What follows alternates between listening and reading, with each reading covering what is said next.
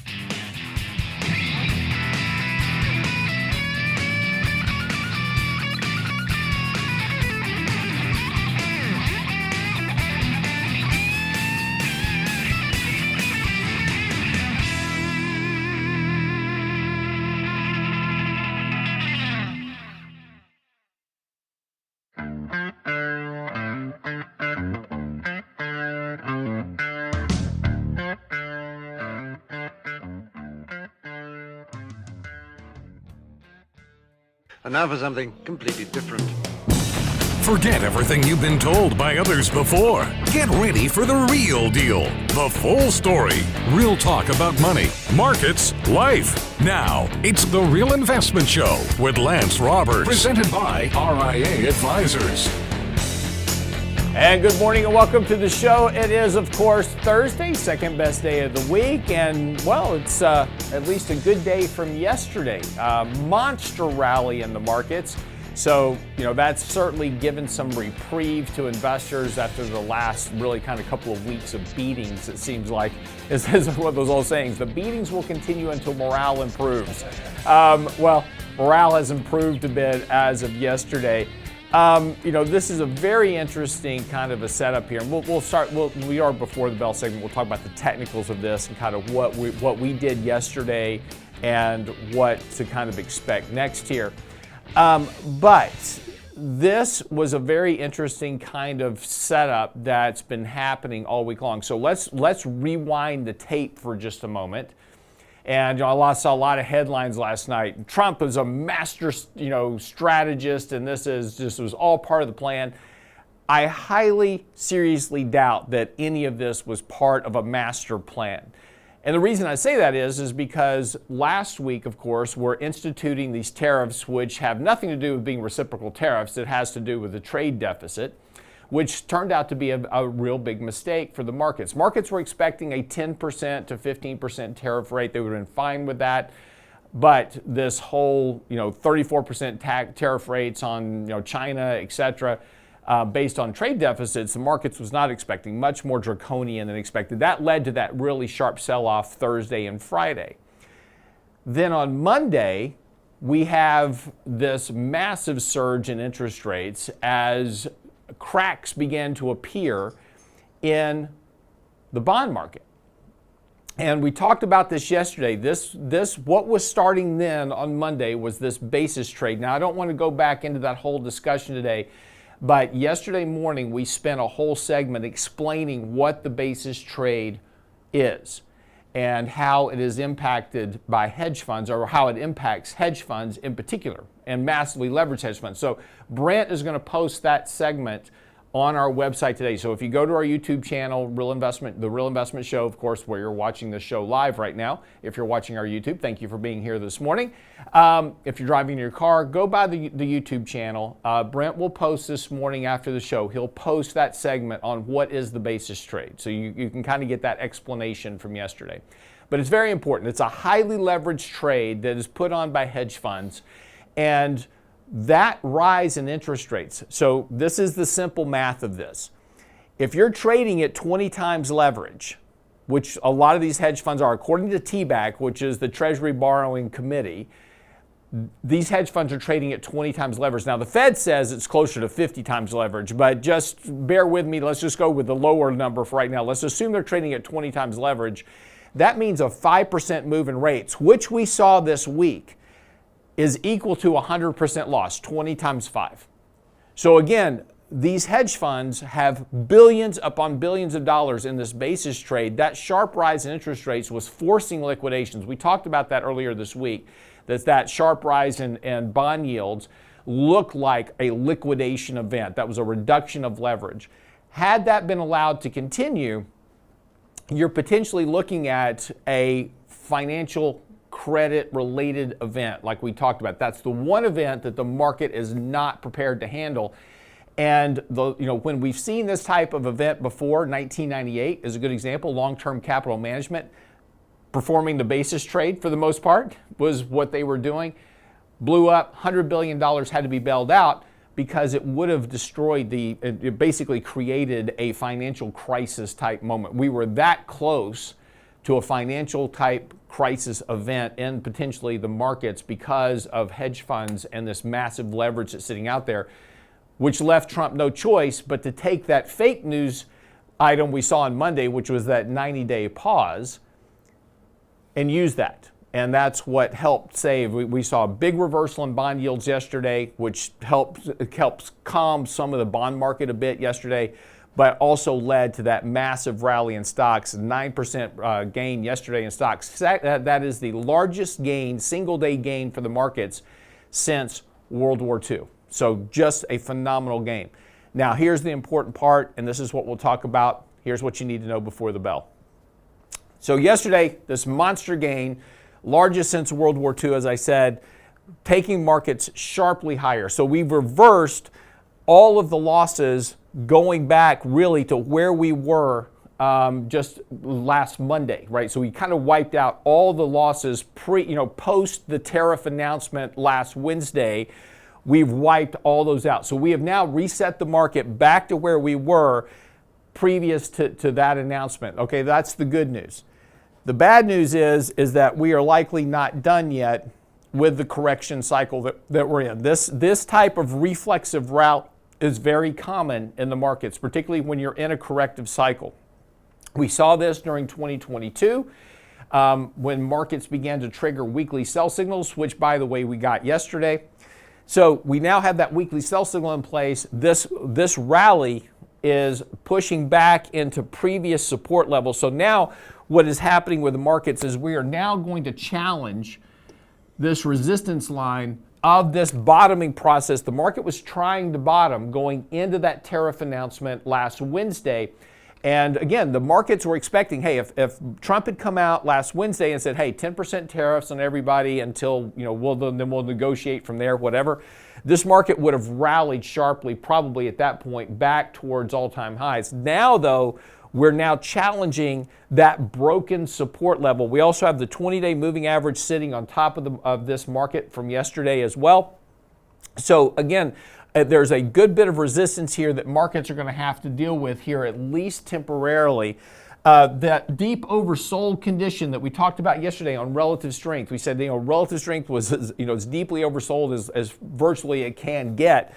Big reversal there. We reversed most of that relative strength oversold condition yesterday. So again, lots of fuel, as we said. Hey, this market was set up for a rally. We had all the ingredients for rallying it. And then yesterday morning, Mike and I went into portfolios. We bought some Microsoft, Google, NVIDIA, Palantir, Palo Alto Networks. We bought some tech stocks yesterday morning because in the morning, the market was selling off, but those tech stocks were starting to hold up. We were seeing some money flows go in. So we added to some of those positions in our portfolio. Now, we did reduce healthcare yesterday. We did reduce AbbVie, which is one of our long-term holds. We reduced Eli Lilly because they have a lot of exposure to this Chinese tariff right now. So again, that's been under a lot of pressure. So we reduced a little bit of that, took that money, bought some tech stocks yesterday morning. So again, that rally, very helpful yesterday. But again, we're likely not done with this correction. So the next move in portfolios is going to be to go back through the portfolio, reduce some additional risk in the model, and again, kind of raise cash levels here a little bit and potentially start building a little bit of a short position. We'll see how the market kind of performs today. We're going to have a little bit of a pullback kind of out of the gate. That's fine. That's kind of what you would expect after a 9% gain. But again, likely we're going to see this market try to come back down here, retest or reset some level of low if the market is going to end this corrective cycle. Again, if we're not moving into a recession, which right now, again, we don't have the recession signals yet, but we are starting to see credit spreads rising. We are starting to see some weakness across the other kind of economic surfaces. So if we are going to head into either a much slower growth environment or a recessionary environment, which has the potential, then we're going to see earnings come down again. That's going to impact valuations. And so the market's going to have to do some more work here again. So we're likely not through this corrective cycle yet, even though we had this monster rally yesterday. Certainly good. This is that relief rally that we've been talking about that you can now use to rebalance your risk a bit in the portfolio. So again, take some action here. Yesterday's rally was good. It doesn't mean we're not going to get another day or so of this rally, but until we get through this whole cluster of resistance and really kind of back above the 200-day moving average, we're going to have some pressure on the markets near term, so trade accordingly. That's what you need to know before the bell this morning. We come back, got a lot of stuff to get into about all this yesterday. Michael Leibowitz here to discuss it with me. Don't go away.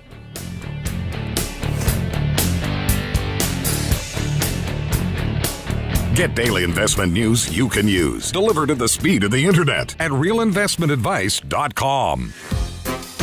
The Real Investment Show YouTube page has all of our videos ready for your easy access. From 3 minutes on markets and money to each day's radio shows like Technically Speaking Tuesday, Financial Fitness Friday, and the latest analysis from Lance Roberts and Michael Leibowitz. Subscribe and bookmark our YouTube channel for The Real Investment Show, or just click on the show links at realinvestmentadvice.com.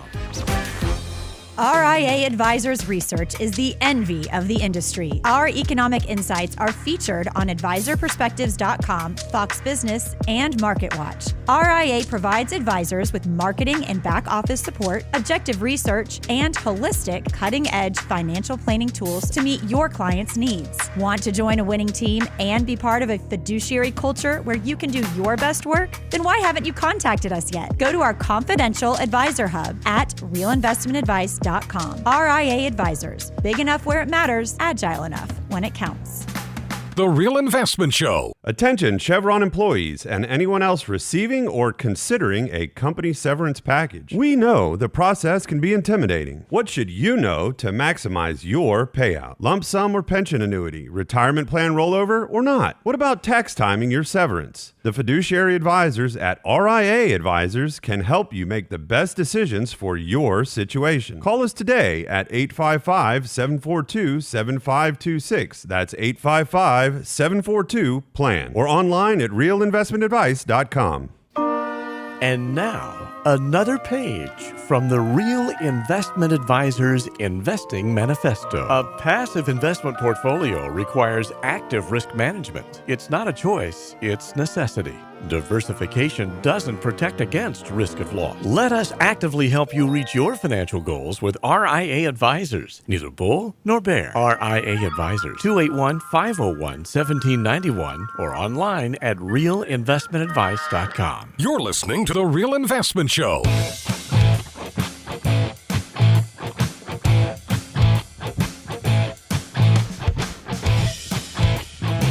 And good morning. Welcome back to the show. Of course, it is Thursday. That means Michael Leibowitz joining me this morning as well to talk about all things kind of bond market related. And again, I don't want to, we're going to refer to the basis trade a good bit this morning.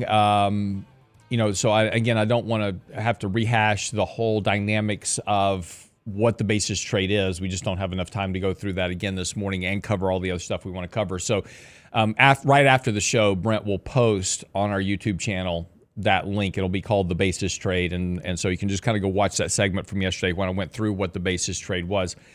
But again, this has a lot to do with what's been happening in the bond market this past week. Lots of email questions coming in saying, hey, why are yields spiking? We were below 4% last Friday. I mean, everything's going great in the bond market. So what happened? Because now we're back up to 4.5% yesterday.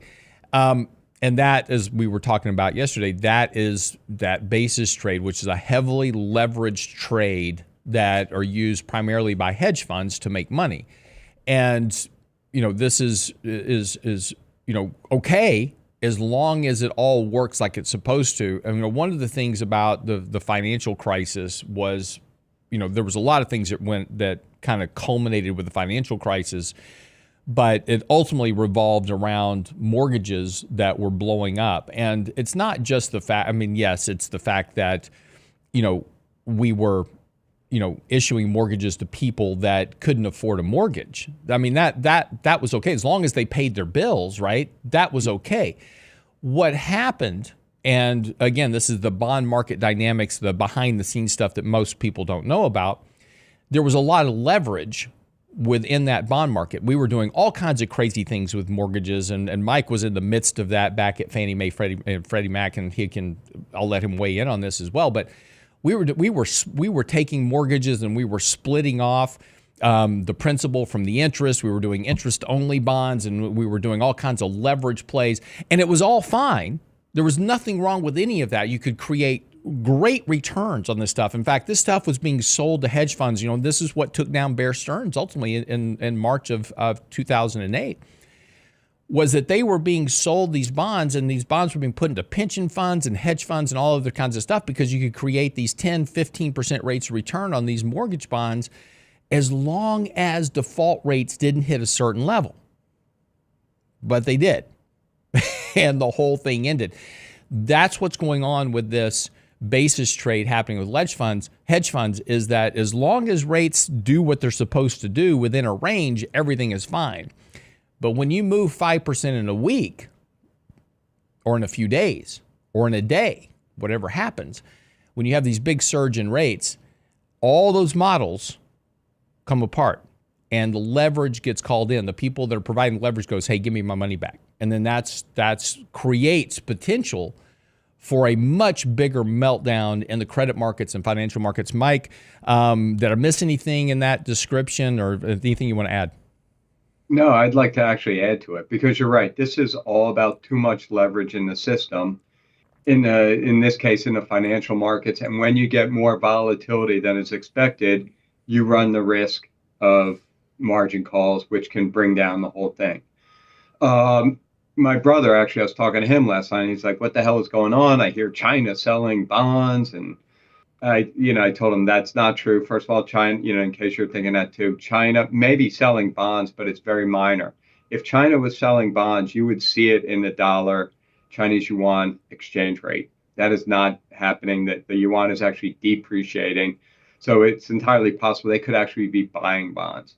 China owns almost $1 trillion. I think it's 900 billion, somewhere in between the two, of U.S. Treasury bonds. Mm-hmm. The last thing they're going to do is be a bull in a China shop and try to sell 50 billion and, wreck the market. They know the Fed can come in, the Treasury can come in and negate whatever damage they would do. They're not that dumb. So this isn't China. This is leverage. And my brother asked me the question. He goes, well, if it's not China, what's going on? And I explained the basis trade to him, and half of it went over his head. But here's the thing. I within that discussion, I said, this is not new. This happened with long-term capital in 1998. And he actually remembered them. I was proud of him. And I said, this is exactly how they blew up. And the problem is with long-term capital and with the hedge funds today, it's not necessarily the hedge funds. It's the banks that give them the leverage that are ultimately on the hook for the failure of the hedge fund. And by the way, who are those? Just real quick, it's important to note, who are those banks? it's not your mom and pop regional banks around, your street corner. This is JP Morgan. This is Bank of America. This is, Citigroup.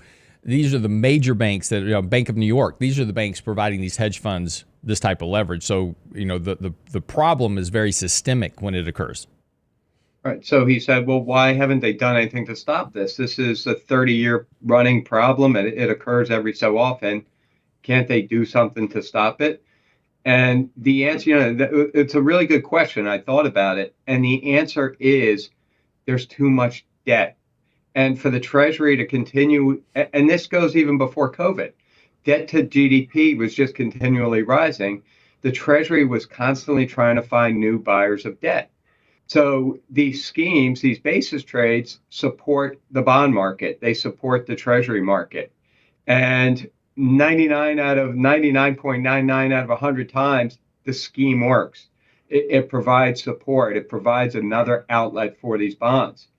So I do, some of this blame is on the whole system and the debt outstanding. And we have to have these unreliable sources of funding, be it China, be it the basis trade, be it other kinds of leverage trades that help support our whole infrastructure. And that's how this is unsustainable. So, you can get on Trump, like him or dislike him, but the bottom line is what he's trying to do and bring our deficits down is the right thing. And we need to be serious about it because the means of funding ourselves are very questionable.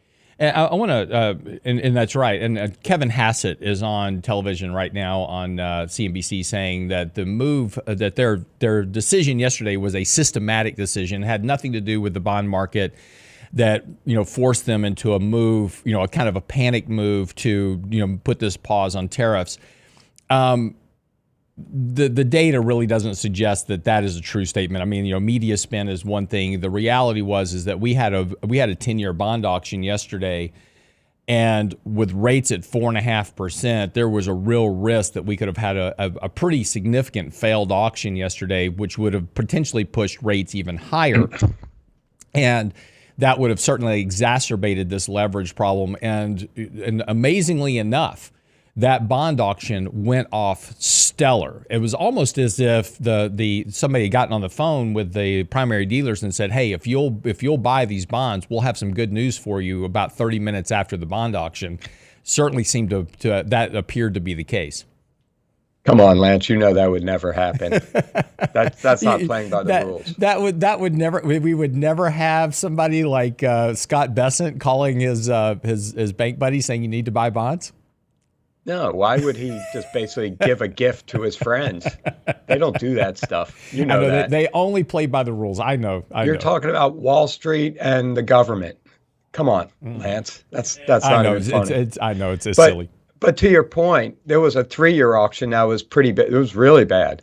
And the street got caught with a lot of paper they didn't want. Not that they didn't want, they couldn't have. There's a lack of liquidity in the system. So they had to sell other things. And you saw it after that bad 3-year auction. The whole curve started just, 10 years, 30 years, 5 years, 7 years.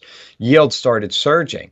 And again, it's another sign that there's just not enough liquidity out there along with the basis trades. And the thing with the basis trades, real quick, is that it's a foolproof trade. You will make money on it in time by maturity. The problem is between now and maturity, it can go against you. You get margin called and you get kicked out of the trade and lose money.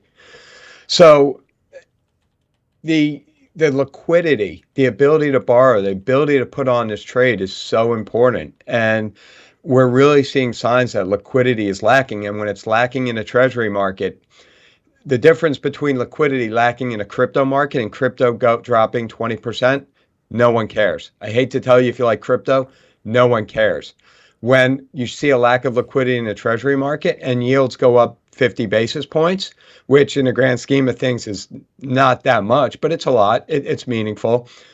People care. The Fed cares. The Treasury cares. The president cares. They will not let that continue. The Fed will do whatever it takes to. The Fed is owned by the banks. Let's make that clear. The Fed will do whatever it takes to support those banks in times of need. Yeah, exactly.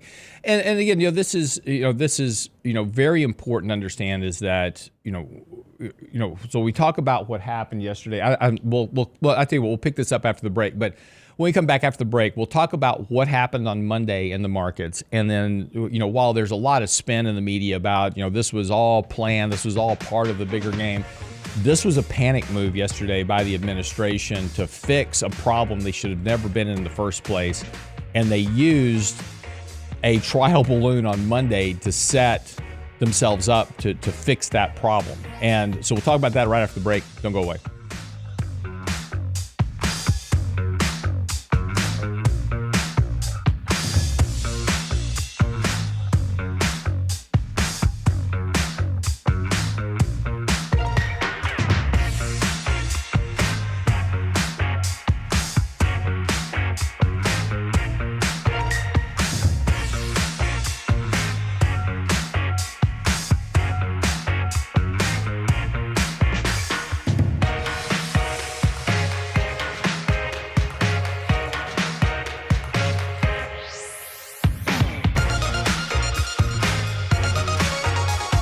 The Real Investment Advice blog. It's required reading for the informed investor. Catch it today at realinvestmentadvice.com. Oh, Red, I declare, I plumb missed that candy coffee. Whatever am I gonna do? Don't you worry, little darling. We'll watch it again on our YouTube channel. Why, Red, I never. The Real Investment Show YouTube channel has all of our past presentations, from Candid Coffee and Lunch and Learn to special topic discussions, and all of our live show recordings preserved for you. Subscribe now to the Real Investment Show YouTube channel, or look for the link on our website at realinvestmentadvice.com. Attention Chevron employees and anyone else receiving or considering a company severance package. We know the process can be intimidating. What should you know to maximize your payout? Lump sum or pension annuity, retirement plan rollover or not? What about tax timing your severance? The fiduciary advisors at RIA Advisors can help you make the best decisions for your situation. Call us today at 855-742-7526. That's 855-742-PLAN. Or online at realinvestmentadvice.com. The Real Investment Show. Are you a financial advisor sneaking peeks at our stuff? Instead of trying to do it all yourself, why not just join the team at RIA Advisors? Our full-service organization can provide you with the support, unparalleled research, and tools for managing your clients' money and honoring the fiduciary pledge of putting clients' best interests first. Don't take our word for it. Talk to the advisors that work with us. Want to come win with us? Go to our confidential advisor hub at realinvestmentadvice.com. RIA Advisors, big enough where it matters, agile enough when it counts. Can't catch the whole show now? Listen to our podcast later at realinvestmentadvice.com. My wife is not a basketball fan. She never watches basketball. She doesn't understand basketball. She pays no attention to basketball at all. So she knows nothing about basketball. The Real Investment Show podcast. But her office had a March Madness pool on who would win March Madness. She goes, I'm not doing that. Just do it. You might win some money out of it, right? And so she's like, fine. So she fills out a bracket. Well, they came to her yesterday. She's number one. She picked Duke. At realinvestmentadvice.com. This is the epitome of a blind squirrel finds a nut every now and then, because I don't even know if she knows who Duke is, my basketball phenom that I live with. The Real Investment Show. And now, another page from the Real Investment Advisors Investing Manifesto. Bulls win in bull markets. Bears win in bear markets. Eagles soar above and take advantage of opportunity. Let us help you soar as you reach your financial goals with RIA Advisors. Neither bull nor bear. RIA Advisors, 281-501-1791 or online at realinvestmentadvice.com. If you're working and looking to retire soon, a Medicare special enrollment period is in your future. Understanding Medicare choices, enrollment deadlines, and costs are essential to your overall standard of living in retirement. The wrong choices can cost you thousands in penalties. Make sense of Medicare's alphabet soup with RIA Advisors online resources and one-on-one partners to help secure the healthcare insurance choice that is right for your lifestyle and budget and avoid gaps in coverage. Click on the insurance tab at realinvestmentadvice.com today. realinvestmentadvice.com. You're listening to The Real Investment Show.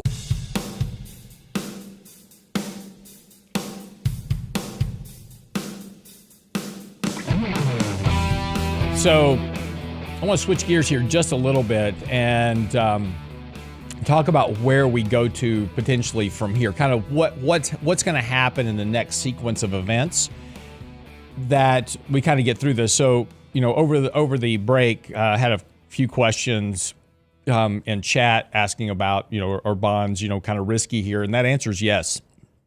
Right now, the risk in bonds has risen a good bit. We're seeing credit spreads starting to rise here. Yesterday, Mike and I reduced our duration on the bond side of the portfolio a bit, just in our simple visor models, just to go through this period. Now, once we get through whatever this period is and however long it lasts, then we'll increase that duration back to where it's supposed to be. But for right now, there is some risk in the bond market until we resolve this event of whatever's going on inside of the bond market. So again, let's a little recap from this week. So on Monday, yields are spiking sharply, and we get this Reuters headline that comes out. It says Trump's going to pause tariffs for 90 days, and the market rockets higher on Monday. And so that's great. And then it's immediately deemed to be fake news. Like we were up 5% within just moments. And then it's deemed fake news and the market sells off. Then we sell off again on Tuesday, and this yield blowout is continuing. Monday, Tuesday, we're seeing this mass liquidation going on in the bond markets as this basis trade is literally blowing up. So yesterday, the administration says, hey, whether that was a leak on Monday or a trial balloon or whatever it was, they go, okay, we had that kind of set aside, kind of that, like when you go into a building, there's the fire alarm. It says, in case of emergency, break glass. Yesterday, they broke glass, pulled that fire alarm and said, hey, we're going to pause rates for 90 days. And that helped alleviate some of the pressure on the markets because it reset tariffs back to what the market was expecting to begin with, this 10% rate. The market's okay with that. We can operate with that. The market can work with that. It's kind of a fair and balanced trade structure across. It's not onerous. It's not draconian like these other tariffs were. So it kind of reset the table a bit. It's still pressure on the economy. Tariffs are going to add pressure on the consumer. It's going to slow down the economy. It's going to create potentially the risk of recession. That's okay. I mean, and as Mike said a moment ago, the focus on the deficit reduction is key, and they need to get rates down to get that to happen. So a recession or much slower economic growth will bring rates and inflation lower because of the supply-demand imbalance. So the 10% tariff rate will do that. Going forward, what will likely happen, so the tariffs have been paused for 90 days. Kevin Hassett just on CNBC saying that they almost had 2 deals done last week. Let's do some math here, ladies and gentlemen. I think it's not too early to do some basic math. You have 80 countries that have apparently said they're willing to negotiate deals. If it took you over a week to almost get 2 deals done, how long is it going to take you to get 80 deals done? I mean, you can do the math. If you can just do 2 deals a week, 40 weeks, it's going to take you all year to get there, right? So that, and especially once he wants to do these bespoke deals with each country, it's fine. That's completely fine. But what that means is that this 90-day pause is going to wind up to be permanent. This was the first step in basically just removing the mistake of using trade deficits as a tariff adjustment. And so likely what we're going to see is just 90 days will come and go, and that 10% tariff rate will stay as they continue to work these independent deals with each of these countries. Now, again, that's going to weigh on markets. And Mike, let's talk about the bond market because that's kind of what everybody's focused on at the moment. If they can keep this 90-day pause on and we can get the market to calm down a bit, what does that mean for the Fed? Do you think the Fed's going to come in and start cutting rates, say, at the next meeting in May? Do we potentially have, a return of QE as the Fed acts as a buyer to keep rates more stable? What do you think kind of happens next there? Well, I think the Fed's been very clear, including yesterday's FOMC minutes, that they are concerned that there is a temporary hit to inflation or increase to inflation because of these new tariffs. So they're kind of have a hawkish stance. Not that they're going to raise rates, but I think they really don't want to cut rates until they better understand how tariffs are going to impact inflation. At the same time, the unemployment rate's pretty stable. The labor markets are fine. So from a purely economic point of view, there's really no reason to do anything. And to their point. Let me interrupt you though. That like the minutes, those were several weeks old. I mean, a lot may have changed with the Fed just this week. Agreed. Now they do update those minutes, even though they're quote unquote minutes. Mm-hmm. They do add stuff to it right before it comes out. Okay. But you're right. So one of the big drivers of economic activity is sentiment. Are we in a good mood? Do we want to spend money? And I have to presume a lot of people are cutting back on things. And that's just over the last week or two. That'll take a month to 2 months to 3 months to show up in economic data. So it's going to be a while before the effects of the last couple of weeks and people looking at their 401k statements shows up in real data. Mm-hmm. And the Fed knows that too. But I think the Fed's kind of in limbo. They don't want to cut too soon and not only potentially cause inflation, which I don't think it would, but cause the fear of inflation in the bond market. The bond market's got enough to worry about right now. But, the bigger question is, well, if this truly is a liquidity crisis that's brewing with the basis trade, you see it in interest rate swaps, you see it potentially even in the Japanese yen carry trade. Those are all leverage-based markets. What could the Fed do to provide liquidity to the markets? Now, what we saw in 2019, which was a similar situation, a liquidity problem before COVID happened, was that the Fed came in and they lowered rates and they introduced QE. What could they do this time? My guess is they're not going to lower rates, although, that could change in a heartbeat as news is coming out a mile a minute. They will probably get rid of QT, but if you remember, they dropped it significantly at the last meeting, so getting rid of the rest of it would not be a huge deal. And then third, and most important, they would introduce some sort of program that would allow these hedge funds to put those basis trades to the Fed, basically reverse out of them and move it from the hedge fund balance sheet to the Fed's. And this is what the Fed did, with the BTFP, the banking crisis in, 22? With the regional banks. Yep. 23.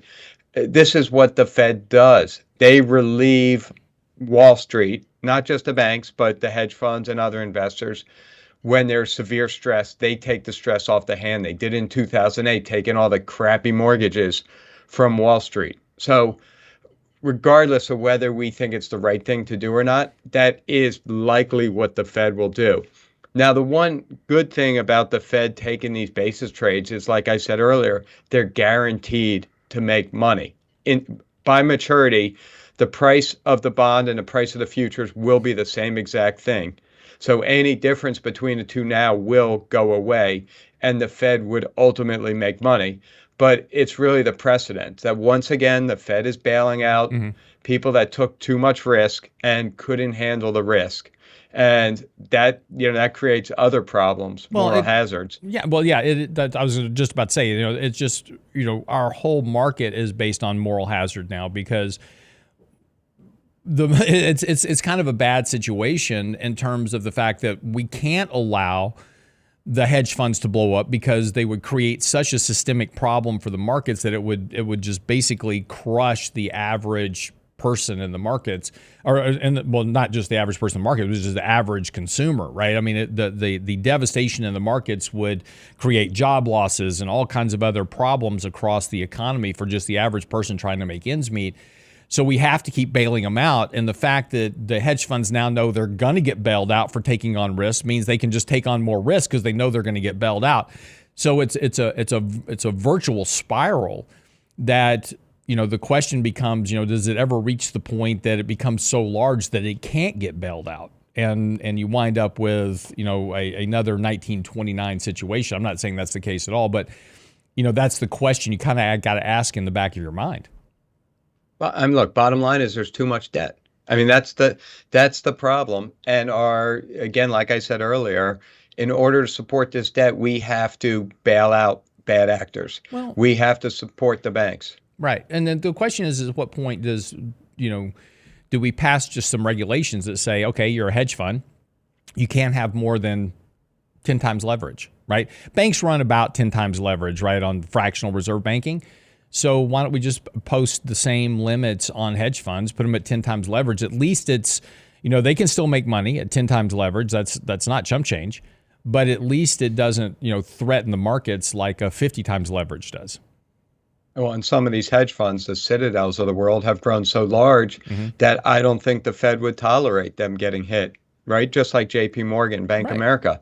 They will not allow those firms to fail. And when you kind of think about what banks the Fed would not let fail, you can name the big money center banks and, 5, 6, probably 10, there's probably 15 of them going down to some of the regional banks.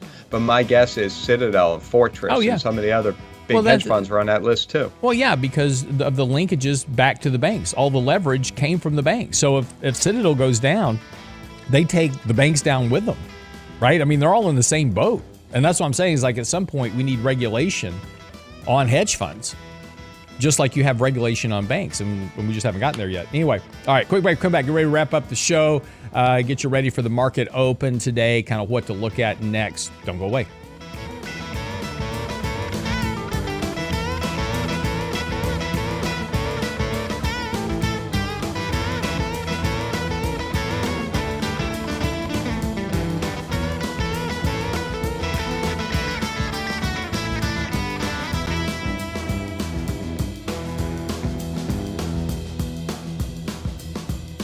Get daily investment news you can use, delivered at the speed of the internet at realinvestmentadvice.com. Attention Chevron employees and anyone else receiving or considering a company severance package. We know the process can be intimidating. What should you know to maximize your payout? Lump sum or pension annuity, retirement plan rollover or not? What about tax timing your severance? The fiduciary advisors at RIA Advisors can help you make the best decisions for your situation. Call us today at 855-742-7526. That's 855-742-PLAN. Or online at realinvestmentadvice.com.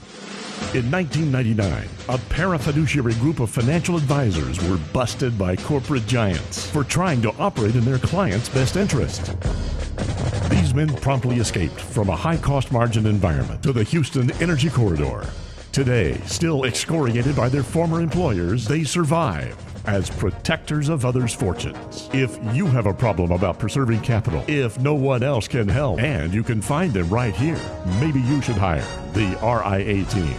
The Real Investment Show. RIA Advisors Research is the envy of the industry. Our economic insights are featured on advisorperspectives.com, Fox Business, and MarketWatch. RIA provides advisors with marketing and back office support, objective research, and holistic, cutting-edge financial planning tools to meet your clients' needs. Want to join a winning team and be part of a fiduciary culture where you can do your best work? Then why haven't you contacted us yet? Go to our confidential advisor hub at realinvestmentadvice.com. RIA Advisors. Big enough where it matters, agile enough when it counts.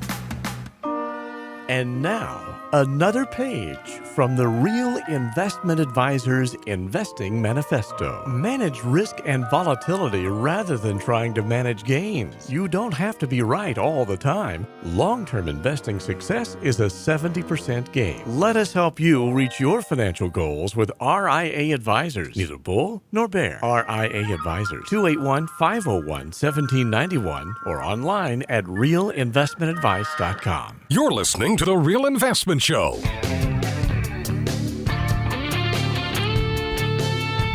So,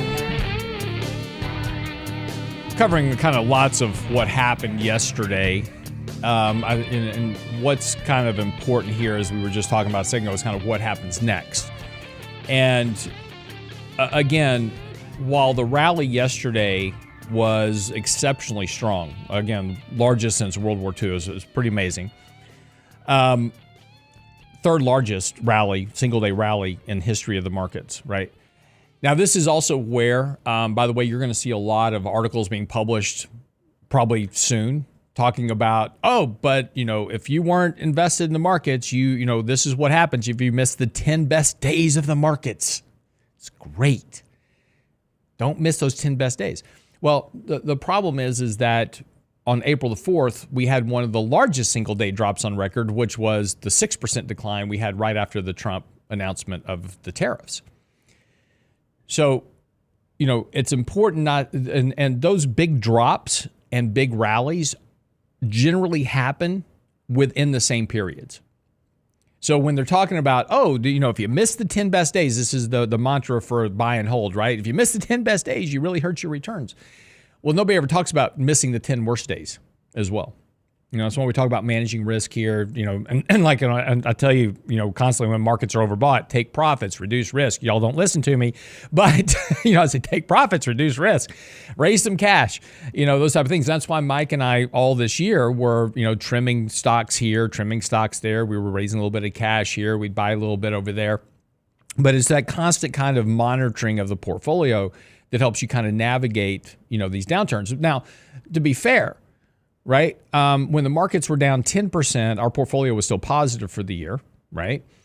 Because of the actions we had taken going there. But when you get into these types of sell-offs like we had this past week, the portfolio is going to get drugged down with it. There's just no way around that. So, now we need to work backwards a bit. We bought a little bit yesterday morning.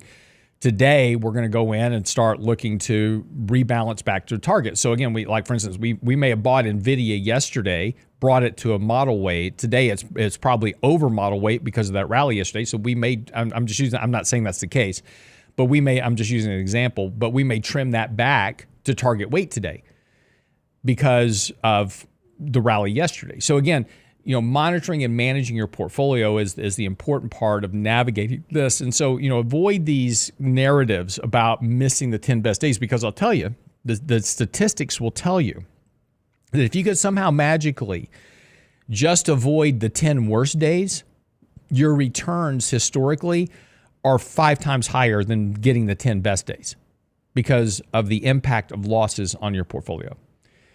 But again, that's impossible to do. You're not going to get just the 10 best days or just miss the 10 worst days. We've got to navigate that to get a realistic rate of return over time. But so be careful of these narratives. Be careful of these things that are come out in the next day or so. Saying you're going to hear a lot of guys like, hey, this is just, the bull market's back, and it's not. This is kind of the conversation to have with you now. Is that this was a reflexive rally? We've been talking about this for the last week. And it's here. And so, but this is likely not the bottom of the market. We see these types of reflexive rallies during corrective phases, and we're likely going to probably try to retest lows or maybe set a higher low, which would be better. If we're actually going to keep a bull market going here, setting, a pullback that sets a higher low and then the market rallies and moves higher from here, that would be kind of the ultimate bull case. But, I suspect we're going to be in a trading range here for quite some time, higher volatility, until we work through particularly this issue with the bond market. Mike, your thoughts? Yeah, I think one of the key things, and it's extremely hard to do, even for people who have been doing this like us for 30, 40 years, don't be impulsive. It was very easy yesterday morning, or Thursday, on Tuesday, to say, let's just sell. We just got to get out. Let's just reduce our exposure. But we have rules. We have a system. We have a plan. And having that allows us to kind of stomach the volatility, stomach those declines. And we got the relief rally yesterday that we thought was coming, that technically we were just so grossly oversold. We weren't impulsive selling. Now it allows us to execute our plan, which will be to reduce our exposure in some way to the equity market. And that's where all the, Lance and I are always kind of talking about these behavioral traits, but I feel like we always talk about them when everything's cool, when the market's just trending upwards. We never talk about them when people actually need the lesson, right? Yeah. Because we're so concerned about what's going on. We're talking about basis trades, and we're talking about, political geopolitics. We're talking about the things that really matter at the moment. But that's why, and I think for me, and I think for you too, Lance, one reason I rewrite very similar articles is to remind myself that at the end of the day, that is probably the most important trait you can have, is to be aware of your behavioral traits and to not trade on impulse. And it's extremely hard, believe me. Yep. It's extremely hard, but you have to have a plan in place and act on it. And you're going to do things when it doesn't feel right. But well, no, I think that's such a key point, because Mike, I mean, this whole week has just been absolutely nauseating for me. I mean, it's Mike will tell you, I've had several conversations with him this week. I'm just like, Mike's like, I'm just kicking myself for not doing this. I beat myself up. I'm human just like everybody else is. And when markets are doing what they're doing, it absolutely weighs on me. And I'm very competitive by nature. So I always want to win. And, so when things are not working well in the market, I really take it much harder probably than most, because of just my personal nature. And so yesterday when we started buying early in the morning, I wanted to throw up, because it was the last thing that I wanted to do. Yesterday my gut was wanting to just sell everything and go to cash. But, that's to Mike, to your point, that's the issue that we have to try to battle through and realize. And I kind of wrote this, and again, I do the same as you, Mike. I write articles to tell myself what to do. And I wrote an article on Monday talking about hope and the fear. And the last line is that, when you want to sell everything, that's probably the time to buy. And that was really kind of me mentally telling myself that I had to weather through this to get to this reflexive rally that we can now take some action with. Yeah. So, that's another key point you brought in there, is education. And, we're putting out articles, we're doing these podcasts, YouTube videos on esoteric items like the basis trade. I'm actually writing one that's a little bit on interest rate swaps, something most people don't know about. And it's handy knowledge, right? At 99 out of 100 days, it doesn't matter whether I know anything about interest rate swaps or not.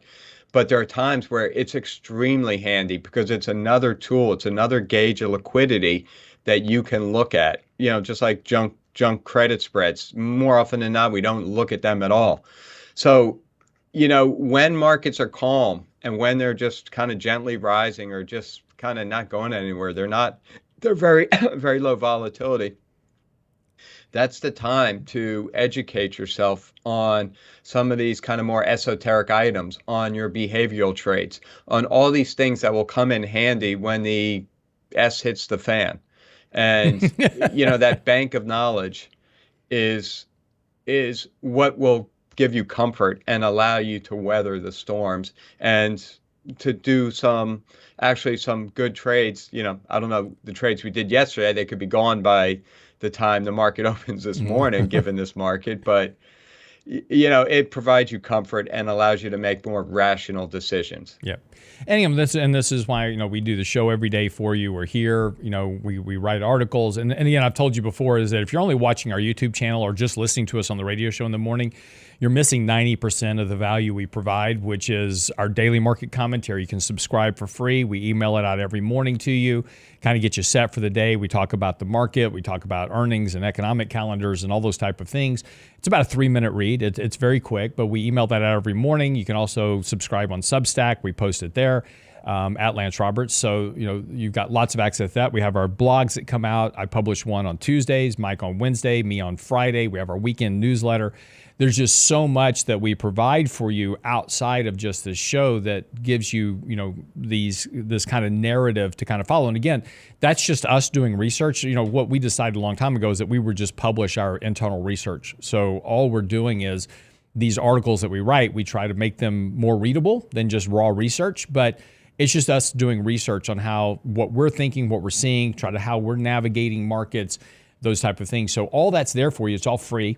Again, you can get it all at our website, realinvestmentadvice.com, or on our Substack channel. I post everything is there as well at Lance Roberts. So again, then we also have our Simple Visor tool, which has we've taken basically all of the research that Mike and I and Nick do, and we've published it on a website at simplevisor.com. Lots of tools. The portfolios are there.